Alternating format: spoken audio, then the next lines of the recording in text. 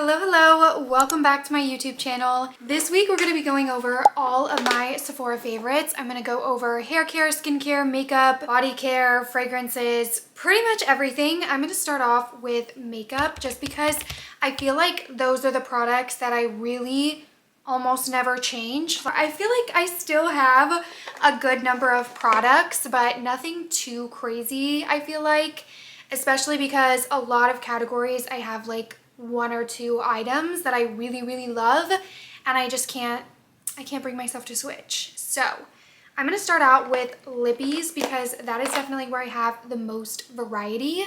Number one is this Laneige Glowy Lip Balm. I feel like the lip sleeping mask gets all the love, but this deserves way more. I hate that I have to put my finger into the lip mask, so I really only use it at night, like when I've been at home.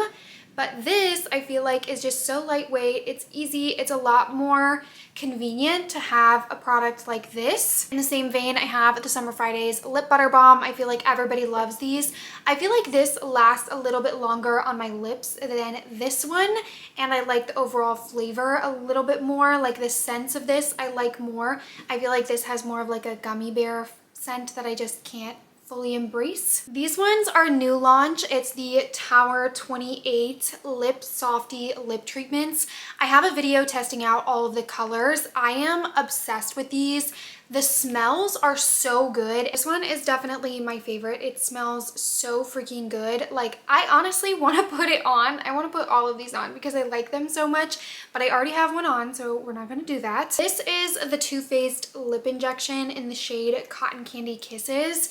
If you watch my TikTok videos, you've probably seen me put this on 100 times. I use this almost every single day with the MAC lipstick in the shade Angel.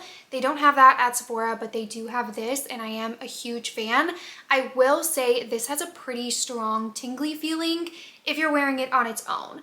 I feel like when you're layering it over makeup and it's giving you that like sheer gloss look, that's not really an issue, but when you wear it on its own, it definitely has a little bit more of that. So something to be cognizant of if that's not your vibe. It loves the original of these. I think that the lip vinyl is 100 times better. Like the way that this makes your lips look like glass, like they are so glossy. It's insane, but it's still in a balmy formula. Like I don't know what they put in these, but it is remarkable how much glossier they make your lips look than the original. I'm obsessed. I really love this formula, and I'm glad that several brands are kind of continuing it. It does remind me of the Hourglass glossy bombs, but I think that this is a little bit glossier even than those. If you're sensing a trend, that's because there is one. I am obsessed with gloss bombs right now.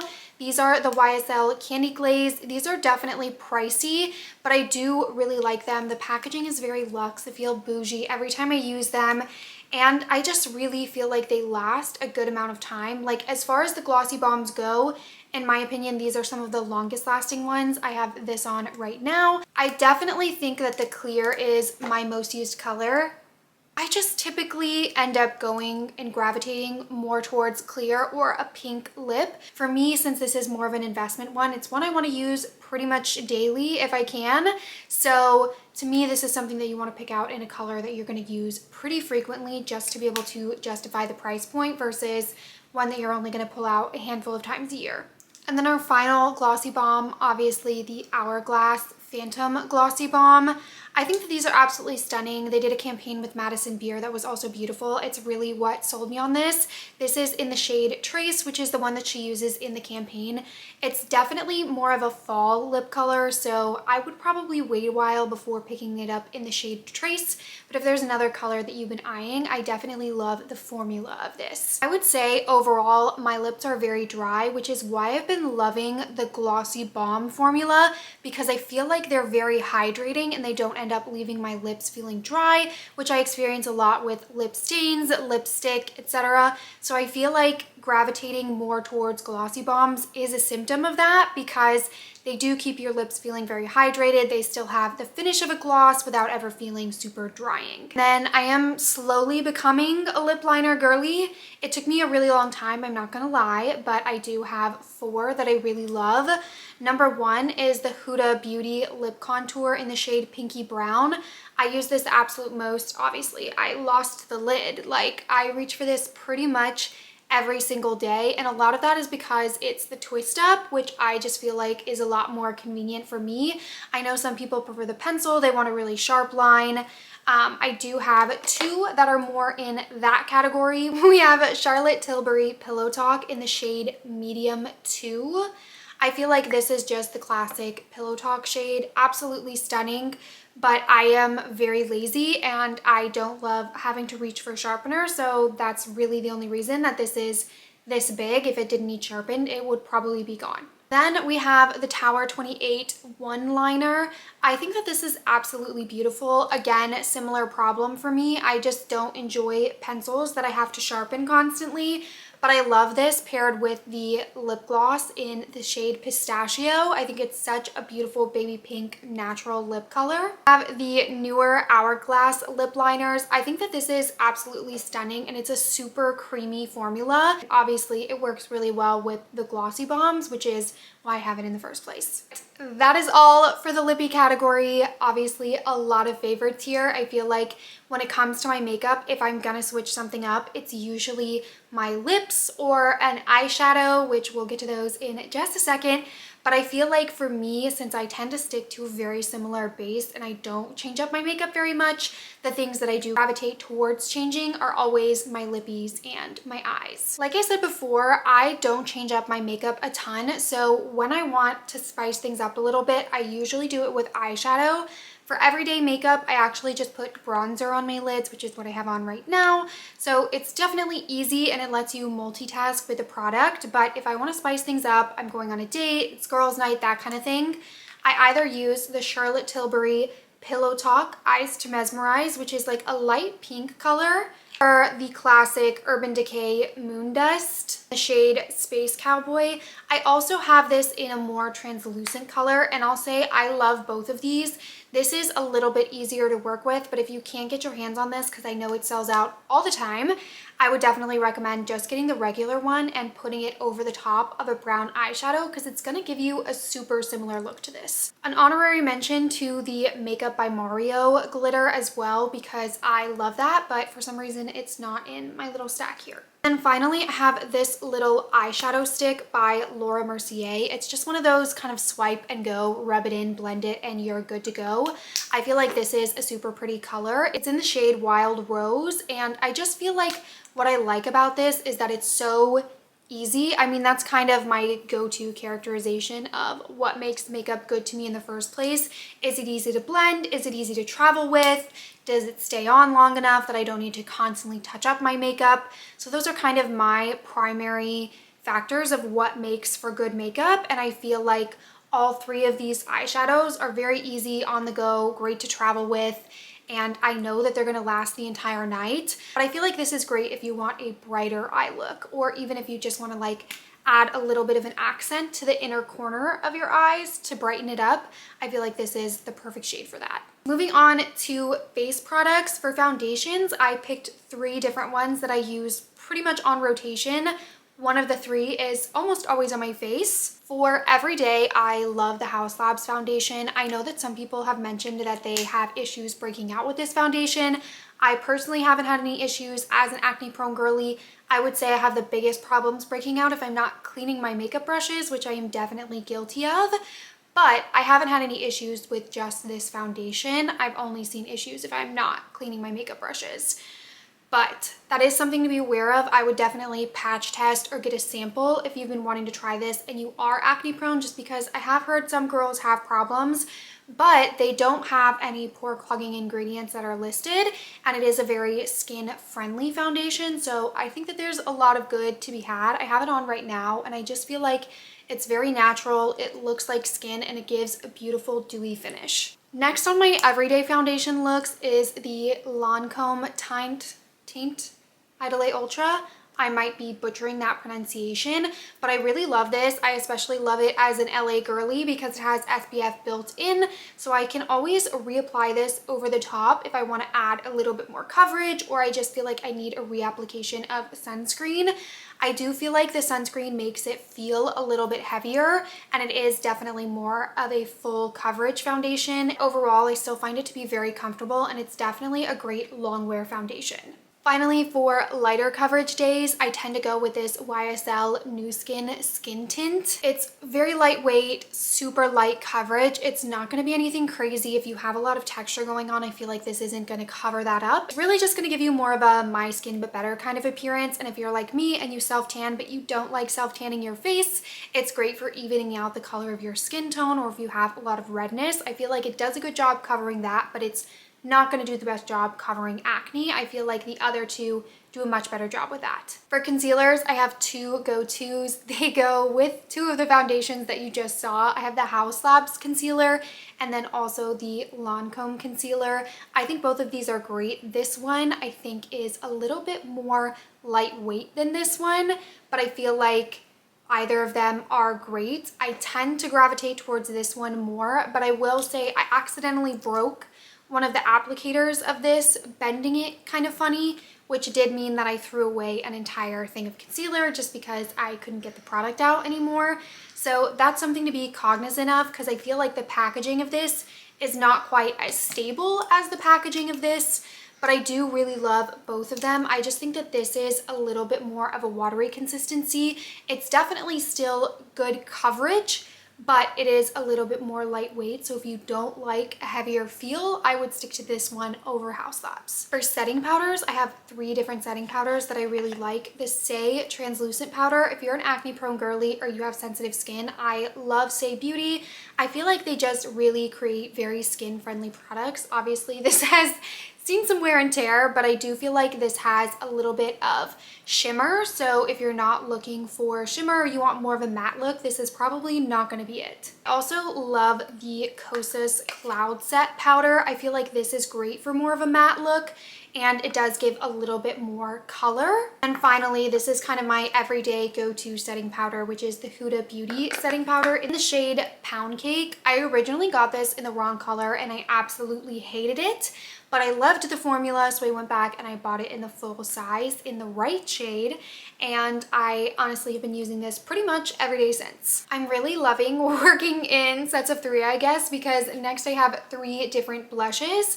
I have the Rare Beauty blush in the shade Happy. I love this. It's just a bright, pretty pink, and I feel like it is very versatile and a little goes a long way. So the pigment in this makes me feel like it's gonna last for the rest of time. Like I will have to throw it out before I could ever get through an entire thing of one of the Rare Beauty blushes. So this might be something that you want to snag one of the minis of, just so you can have a couple different shades to work with versus having one big one. Then we have Say Beauty's Dew Blush in the shade Baby. I am obsessed with this. I have nonstop been wearing this since I got it. I am wearing it right now. I'm wearing it in pretty much every video that you've seen of me recently on TikTok, Instagram, wherever. I just really love this blush. I think it's such a beautiful bright pink, and I feel like it really works for me personally to have more of a bright pink blush. So I've been pretty obsessed with this. And then finally, if I'm looking for more of a natural look, I love this Ilia one. It is in the shade Olive Me, and I think this is a blush and lip product, but I typically just use it as a blush, and it rolls right on, rubs in super easily. So it's great for traveling because you don't necessarily need a brush, whereas I feel like with the other two, I really want a brush to properly blend them out. Next up, we have the House Labs highlighters. I am genuinely obsessed with these. I think that they're so beautiful. I use this one pretty much every day, but I originally actually started out with this one. Speaking of highlighters, if I am going to use one, I feel like I more often reach for this Dior blush palette. It has highlighter, bronzer, and blush, and they're all a little bit more shimmery. I also tend to use these bronzer shades over here as eyeshadow pretty frequently, especially the gold one. So I feel like this is just a really versatile palette. So if you want something that's a little bit more all-in-one, I think that this is worth the splurge. And for a powder bronzer, this has definitely seen better days, but I use this shade on the end pretty much every single day, and I'm just obsessed with it. I think that it blends in so beautifully. It lasts all day. And then for a cream bronzer, I have joined the Rare Beauty cream bronzer bandwagon. This product blends so beautifully. Like, I don't know how they made such a creamy bronzer stick. I do worry that this could cause breakouts because I do feel like cream products are just a little bit heavier on the skin, but I haven't had any major issues with it since I've started using it. So all is well in my world, but I would definitely test this product before committing to it if you do have super acne prone skin. Next up, I have 3 different mascaras. I have Lancome Monsieur Big. I love this for a night out, and same with this YSL Beauty. I feel like the YSL one is a little bit more drama, a little bit more classic. And then this I feel like can be played up, but it works just as well for every day. But I tend not to do black mascara for every day, which is where the Tower 28 comes in. This is in the shade Drift. I'm pretty much almost out of this, which I don't think I've ever been able to say about a mascara before it actually expired and needed to be thrown out. But this one is giving me a run for my money because I use it pretty much every day, and it's honestly not a bad price point. I do have this one in black if you prefer black, but I just love the look of a brown mascara for every day. 2 eyebrow products that I have been obsessed with, the Anastasia Beverly Hills. I feel like this is a little bit more relaxed. It's going to give you just kind of a very natural look. I have it on right now. And then also the Rare Beauty. This is more of a laminated brow look, but my only complaint is that while it's only $17, this is very small and I ran out super quickly. 3 different makeup brushes that I am obsessed with, and I feel like I reach for these every single day, so I needed to make sure to include them. One is the Say Beauty brush. I feel like this is their medium dense brush. I use this to blend out my Rare Beauty cream bronzer, and I just feel like it does such a good job. And the dense brush I feel like really helps blend out that shade and give you less of a harsh line, but it still keeps it all right in place. Then I have 2 Haus Labs brushes. I obviously use these with the Haus Labs concealer and foundation. I just feel like these blend out those products so beautifully.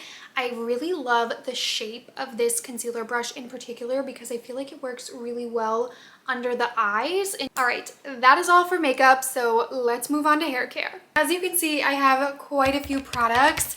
I feel like I'm constantly testing out new hair care products, so I feel like it's definitely a little bit more of a hodgepodge of different products that I've tried over the past 6 to 12 months. Starting off with a newer one, I have the Gisou hair mask. This just smells incredible. It's super thick, very hydrating, but I feel like it doesn't end up weighing my hair down, which we love. Another one that I feel like is great for just super dry, damaged hair is this Amika Soul Food. As a bonus, this smells absolutely divine. Like, I wish that they would make a perfume with this scent. It smells so freaking good. As far as a lighter weight mask goes, I feel like the Briogeo Don't Despair Repair Mask is super good for giving a lot of hydration without weighing your hair down. So if you have wavy hair, I feel like this is great, especially if you want to wear your natural waves. Because I feel like while the other 2 don't weigh my hair down if I was like gonna do a blowout, they're definitely a little bit too heavy for me to wear my hair naturally wavy. I feel like it weighs them down a little bit more than this does. If you struggle with a dry, itchy scalp, I really recommend this Briogeo Duo. This is looking a little bit mangled. I left it next to the self tan, but this is a scalp spray that you leave on for 5 to 10 minutes, I believe, before the shower. And then this is their exfoliating shampoo. I've used almost all of it.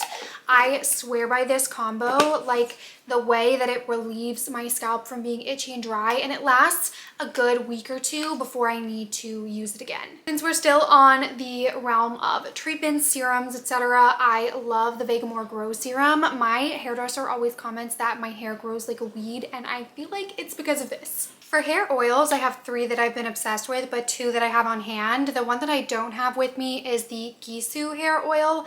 I think it just smells so beautiful. It's like wearing perfume in your hair, and it also obviously does a great job with shine and preventing frizz. But as far as my other 2 favorites, I love this Kerastase one. I have had this for so long. Look how much is left. That is insane to me, and I was using this every day for months. But then I got this one, which I've now been using every day for months.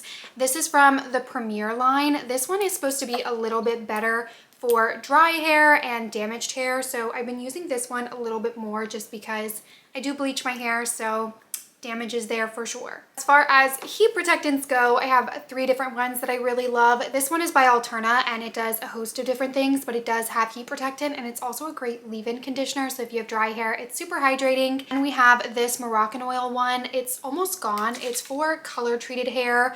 I feel like it's just a good heat protectant. I like that it's very lightweight, so I feel like it does soak into my hair a little bit faster, so I don't have to worry about giving it more time to really be able to do my hair after using it. And then finally, another Amika product. This one I really like because it's more of an oil consistency, but I do sometimes feel like I may not be using enough because of that. Since it is a little bit heavier on the hair, I sometimes worry that I'm not using enough of the product to really maximize the heat protection benefits. This one starting out is a pre-shampoo treatment by Kerastase along with the shampoo. These are supposed to be used together. You use this 5 minutes before using the shampoo and you add the shampoo right on top.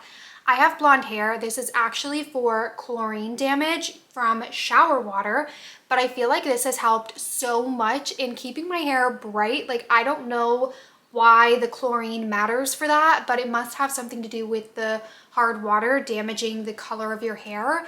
This helps so much. Like, my hairdresser even commented that my hair looked really blonde after using this. So I'm just gonna keep it up because the purple shampoos I feel like were dulling my color a little bit, but this has been great. And I have the Moroccan Oil Hydrating Shampoo and Conditioner. This is great. I love that it gives a lot of volume. It keeps your hair very hydrated and it doesn't weigh it down. Finally, I have the Alterna Anti-Aging Shampoo and Conditioner. I love Alterna. Again, very hydrating, very lightweight.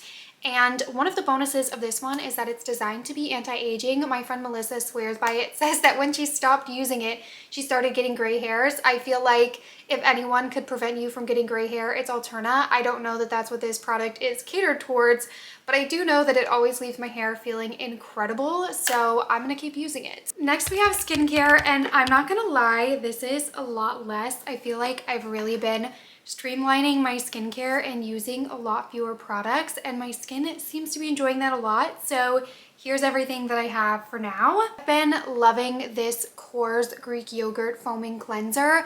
It foams up super nicely. It never leaves my skin feeling dry, and I feel like as long as I'm using it for a full minute, I don't end up with very many breakouts. Not too long ago, I got a facial and they actually recommended that I add in exfoliating with a physical exfoliant, and for that I use this Dermalogica microfoliant. It's very gentle, and honestly I was a little bit scared because I was a St. Ives kid, you know, so using a physical exfoliant did make me a little bit nervous, but I feel like this makes it so easy. It's actually just a powder formula, so you dump a little bit into your hand. It looks almost like a powder, and then you mix that with water and use that all over the face. I've talked about these a little bit in my acne videos. Dr. Dennis Gross Daily Peel Pads. I use these in between chemical peels, and I feel like they do a really good job of exfoliating the skin without being too much. I don't use these every day. I use them every few days, and that's enough. Right now I've been working on adding retinol into my routine, so I'm not using these with the retinol, but before I was using that, I was using these, and I do really recommend them.